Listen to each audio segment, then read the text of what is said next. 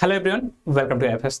तो गाइस, जैसा कि आपको पता है कि इस समय महाराष्ट्र सेट का रिजल्ट आ चुका है और इस बार काफी मेधावी छात्रों ने बहुत ही अच्छे मार्क्स गिन किए हैं। तो हमारे बीच में एक मेधावी छात्र जुड़े हैं जिनका नाम है आकाश जी, जिन्होंने इस बार 154 मार्क्स गिन किया है। तो उसके लिए फर्स्ट ऑफ ऑल हमारी तरफ से congratulation Akash ji.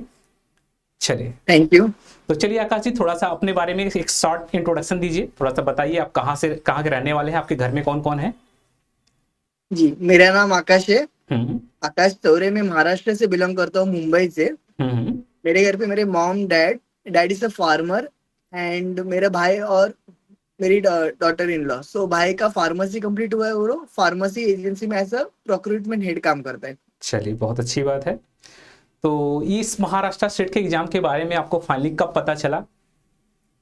Eight the time of my masters, hmm. जैसे कि मुझे पहले से टीचिंग में इंटरेस्ट था, तो मुझे मेरे प्रोफेसर्स ने गाइड किया था कि बेटा CSIR नेट या सेट एग्जाम की प्रिपरेशन करो, क्लियर करो और हमारे जैसे कॉलेज में आप ऐसा प्रोफेसर लग सकते हो। हम्म। चलिए, बहुत अच्छी बात है। तो ये आपका कौन सा अटेम्प्ट था ये एग्जाम का। ये मेरा सेकेंड अटेम्प्ट था। सेकेंड अटेम्प्ट था, बहुत अच्छी बात है। तो फर्स्ट अटेम्प्ट में आपने क्या मिस्टेक किया था जिसे आपने एनालाइज किया और सेकेंड अटेम्प्ट में उसे आपने अवॉइड कर दिया।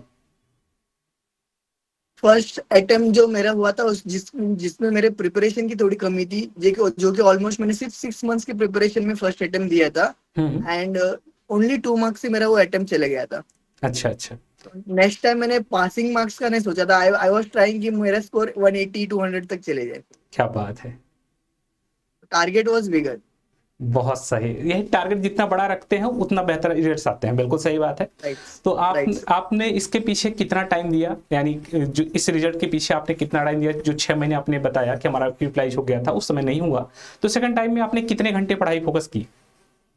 देखो, फर्स्ट टाइम जो मैंने 6 मंथ्स पढ़ाई की थी, that was almost 8 to 10 hours per day, जिससे क्लियर नहीं हुआ। बट उसके बाद मतलब फाइनेंशियल कंडीशन की वजह से मुझे जॉब करना कंपलसरी था, तो मैंने सोचा कि जॉब ही करना है, तो I started teaching in 2 to 3 coaching classes, जिसका मुझे बहुत बेनिफिट हुआ एग्जाम में। अच्छा अच्छा। तो क्लासेस में पढ़ा के मैं ओवरऑल इनकम भी आता था, प्लस साइड बाय साइड मेरी पढ़ाई भी होती थी और मेरा रिविजन भी होता था। Hmm. That was the beneficial part of my life. चलिए, बहुत अच्छी बात है। तो किस लेवल के बच्चों को पढ़ाते हैं आप। मैं 11 12 जी एंड नीट चलिए, बहुत सीईटी। अच्छी बात है। तो यानी आपका फाइनेंशियल कंडीशन ठीक नहीं था, फिर भी आपने बहुत ही अच्छे नंबर गेन किए हैं। तो अब फाइनली आपने क्या गोल डिफाइन किया है, गोल क्या है आपका, फ्यूचर में क्या करना चाहते हैं आप। First professorship, because that is my aim and passion also. And second, मुझे रिसर्च करना है। चलिए, बहुत अच्छी बात है। तो जिस दिन आपका रिजल्ट आया है, तो उस दिन आपको कैसा फील हुआ। अचानक रिजल्ट आपने खुद से देखा या किसी और को बोला कि मैं रिजल्ट नहीं देखूंगा, कोई और देखे हमारा। ऐसा काफी डर बैठा होता है बच्चों के अंदर। नहीं, बिकॉज जिस दिन मैंने एग्जाम दी थी, आई वॉज 100% श्योर कि मैं क्लियर हूँ। अच्छा। तो रिजल्ट 30 तारीख को डिक्लेयर करने वाले थे, तो अराउंड मैंने सिर्फ मॉर्निंग में 12 बजे एक बार देखा था कि ठीक 12 बजे आफ्टरनून में कि रिजल्ट आया कि नहीं, एक बार चेक करते। उसके बाद 4:55 को मैंने एक बार चेक किया था, तो नहीं आया है। देन जब मैंने 5:05 को चेक किया, तो हम्म। रिजल्ट वो डिस्प्ले। तो मैंने जब मार्क्स देखना था, मैंने विथ मार्क्स नहीं देखा, मैंने विदाउट मार्क्स देखा, बिकॉज आई वॉज 100% श्योर कि आई एम क्लियर। और जैसे मैंने वो रिजल्ट देखा कि you are successfully clear the SET exam, hmm. Congratulation, then I was too happy. चलिए, इवन मेरे बहुत आंखों अच्छी। में पानी आ गया था, क्या बिकॉज मेरी बात है। जो मैंने मेहनत की थी वो मेरी रिजल्ट में नोट हम्म। हो गया। तो आपने उस 3 घंटे के ड्यूरेशन में किस तरीके से आपने स्ट्रेटजी बनाई थी, थोड़ा सा अपने दोस्तों को गाइड करिए कि 3 घंटे में किस तरीके से अपने माइंड को स्टेबल रखा और आपने क्वेश्चन अटेम्प्ट किए। फर्स्ट ऑफ ऑल तो हमें स्ट्रेस फ्री बैठना है, एकदम शांत दिमाग से, बिकॉज कैसे कि यहाँ पे पेपर 1 और पेपर 2 होता है। तो ऐसे नहीं कि पेपर 1 में कम मार्क्स आ जाए, पेपर 2 में। तो I was preparing for competitive exam, तो जो पेपर 1 था, वो मेरा मेरा बेस्ट पार्ट था। Out of 50 questions I have cleared almost 40 questions in paper 1। तो पेपर 1, क्योंकि मार्क्स जो काउंटिंग होते हैं वो पेपर 1 एंड पेपर 2 के कंबाइन होते हैं। अगर आपको एक पेपर में कम भी आ जाए, तो second paper should be good marks. तो मेरा पेपर 1 भी अच्छा गया, पेपर 2 भी अच्छा गया, and I got a good marks. चलिए, बहुत अच्छी बात है। यानी आपके अंदर पूरा पहले से कॉन्फिडेंस आ चुका था कि इस बार मेरा एमएस सेट क्वालिफाई होने वाला है। 100%, 100%। चलिए, बहुत अच्छी बात है। तो आपका जब पहली बार आपका एग्जाम क्रैक नहीं हो पाया था, तो आपके अंदर थोड़ा सा डीमोटिवेशन नाम की चीज आई थी कि हो जी पाएगा नहीं। या नहीं हो पाएगा। नहीं, बिकॉज अगर हम कट ऑफ मार्क्स के 5-10 मार्क्स नियर बाय हो, तो हमें पता है कि नेक्स्ट अटेम्प्ट में अपना क्लियर होगा। ऐसे नहीं कि cut off is 140 and my score is around 60-70. My score was around 136. अच्छा अच्छा आई वाज 100% श्योर कि नेक्स्ट अटेम्प्ट मेरा क्लियर होगा. अच्छा। तो चलिए थोड़ा सा बताइए, आपको जैसे इनऑर्गेनिक, ऑर्गेनिक, फिजिकल 3 टॉपिक्स हैं, तो आपका किसमें कमांड ज़्यादा अच्छा है? मेरा कमांड ऑर्गेनिक, ऐसे कि तीनों भी कमांड बोल नहीं सकते हम. ऑर्गेनिक इज माय फेवरेट, जिसको मुझे बहुत अच्छी तरह से आता है. Second is my specialisation of MSc in organic. और फिजिकल में स्कोर करना इजी होता है because formulas, numericals and all part रहते हैं फिजिकल में. तो overall all three was my strong part. अच्छा, चलिए बहुत अच्छी बात है। यानी ओवरऑल आपका तीनों तीनों पे कमांड ठीक-ठाक है। राइट. चलिए बहुत अच्छी बात है। तो यानी आप आपका एमएससी भी कंप्लीट हुआ, रिसेंट में कंप्लीट हुआ कि कब का कंप्लीट है आपका एमएससी? 2019 में कंप्लीट हुआ मेरा एमएससी. 2019 में कंप्लीट हो चुका है। यस. चलिए बहुत अच्छी बात है। तो क्या करंट टाइम में आप सीएसआई या नेट को भी टारगेट कर रहे हैं? Yes sir. और maybe in by God मेरा फर्स्ट अटेम्प्ट, अभी सेकंड अटेम्प्ट में सीएसआई नेट का वो भी क्लियर हो जाएगा. अच्छा, क्या बात है। Sure, 100% sure. क्या बात है, कॉन्फिडेंस बहुत अच्छा है और होना भी चाहिए भाई। अगर हम पढ़ाई कर रहे हैं तो डेफिनेटली होना चाहिए, ऑब्वियस सी बात है। चलिए, तो अपने दोस्तों को क्या सजेस्ट करना चाहेंगे अपनी तरफ से कि वे किस तरीके से स्ट्रेटजी बनाए कि उनका भी एमएस सेट हो जाए? काफ़ी बच्चे बहुत परेशान रहते हैं, 2 अटेम्प्ट 3 अटेम्प्ट तक दे देते हैं, तो कहाँ पे वे लैग कर सकते हैं? कुछ अपनी तरफ से आप कुछ गाइड करें अपने दोस्तों को, ताकि वे भी इस एग्जाम को आसानी से क्रैक कर सकें। फर्स्ट ऑफ ऑल हमें पूरा सिलेबस एनालाइज करना है कि हमें एग्जाम में क्या आने वाला है. What is the syllabus of the MS set. MS set का क्या है, सीएसआईआर नेट का क्या है. Syllabus is the first matter. अगर हमें सिलेबस अच्छे से समझ में आए तो उसमें जो कंटेंट है उसकी वीडियोस एंड और try to make the self notes. क्योंकि मेरे इनऑर्गेनिक, ऑर्गेनिक और फिजिकल के मेरे पूरे सेल्फ नोट्स है. मैंने पूरे सेल्फ नोट से प्रैक्टिस किया है. अगर जिस दिन आपका कंटेंट क्लियर हो जाए, then next step is go for the question solving. पहले जहाँ से क्वेश्चन मिले वो सॉल्व कीजिए. उसके बाद गो for the previous years question, जो कि मैंने लास्ट 5 इयर्स के ओनली क्वेश्चन सॉल्व किए थे. दैट मेक्स मी कि जो नेक्स्ट ईयर आने वाले क्वेश्चन है, किस टॉपिक में से क्वेश्चन आ रहे, किस टॉपिक पे फोकस करना चाहिए, किस टॉपिक को ज्यादा इंपॉर्टेंस देना चाहिए, वो सब हमें उस इससे पता चलता है. लास्ट 5 इयर्स के पेपर्स एनालाइज करो तो क्वेश्चंस रिपीट नहीं हो रहे, बट सिमिलर क्वेश्चंस आ रहे उसी टॉपिक में से. अच्छा, तो यानी दैट कुछ helps question me for repeat भी हुए क्लियरिंग थे। This exam. या तो क्या कहना चाहेंगे अपने दोस्तों को कि वे किस तरीके से उसको ऑब्जर्व करें सारी चीज़ों को?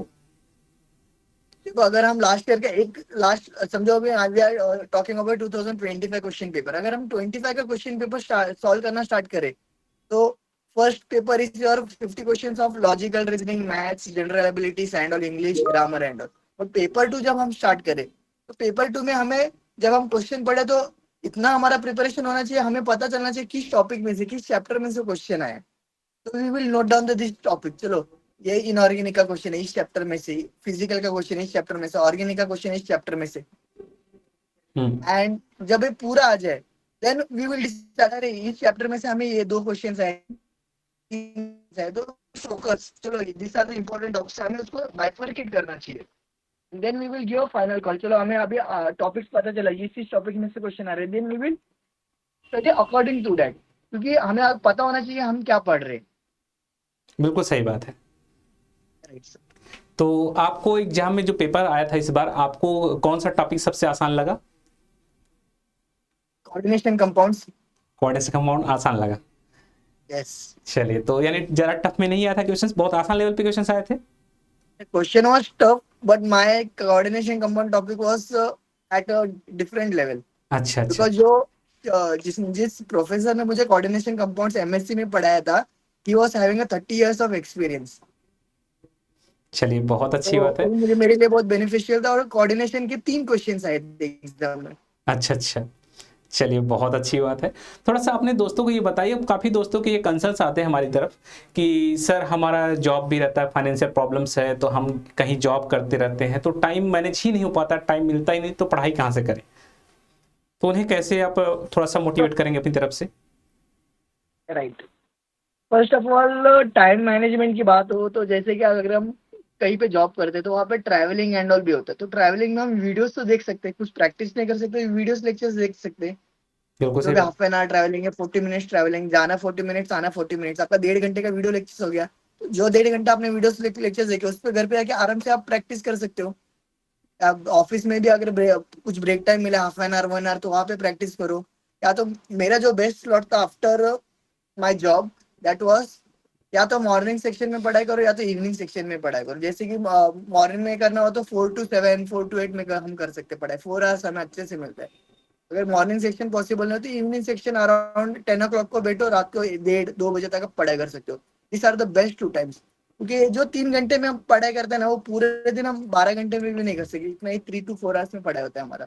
बिल्कुल सही यू बात। Have to decide according to yourself कि आप कौन सा best time for your study. Hmm. तो यानी एक्सक्यूज देना बंद करके टाइम मैनेज करना सीखें। राइट। बिल्कुल अच्छी बात है। चलिए, काफी अच्छा लगा आपसे बात करके आकाश जी। तो थैंक यू कुछ सर। अपनी तरफ से इनपुट देना चाहें, हमारे जो आपके दोस्त हैं उन्हें कुछ इनपुट देना चाहें तो आप दे सकते हैं।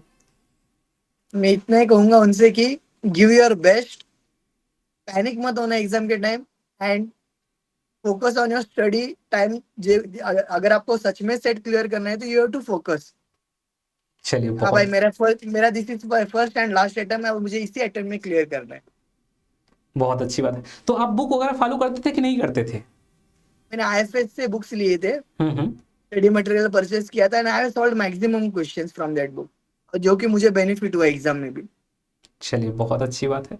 तो इसके पीछे इतना आप मोटिवेटेड दिख रहे हैं, इसके पीछे किसका हाथ है? मेरे पेरेंट्स का हाथ है, चलिए, बहुत अच्छी बात है। चलिए बिकॉज आकाश। आफ्टर हाँ हाँ दे हाँ। Have help me. उन्होंने कहा कि आप जॉब जॉब करो या क्लासेस करो, जो भी आपको ठीक लगे करो, और एग्जाम क्लियर करो। तो that was hmm. My best part. बिल्कुल सही बात है, होना चाहिए। चलिए आकाश जी, आपसे बात करके काफ़ी अच्छा लगा। और जो भी हमारे दोस्त हमें यहाँ पे रिव्यूअर्स हमें देख रहे हैं, व्यूअर्स, तो आप सभी को जैसा भी हो, यहाँ पे अगर कुछ भी आपको इन्फॉर्मेशन चाहिए तो आप लोग कमेंट बॉक्स में मैसेज करके आप आकाश जी से कंसल्ट कर सकते हैं कि एमएस सेट क्वालिफाई कैसे किया आपने। तो जो भी आपके क्वेश्चंस होंगे आप लोग यहाँ पे कमेंट बॉक्स में मैसेज डाल दीजिएगा। तो चलिए आकाश जी, हम इसको यहीं पे बाइंड अप करते हैं। तो आपसे बात करके काफ़ी अच्छा लगा। वंस अगेन आपको कंग्रेचुलेशंस। थैंक चलिए, यू सर। तो आज के लिए बस इतना ही। मिलते हैं नेक्स्ट स्टोरी के साथ नेक्स्ट सेशन में। Thank you and happy learning. Bye bye. Bye sir.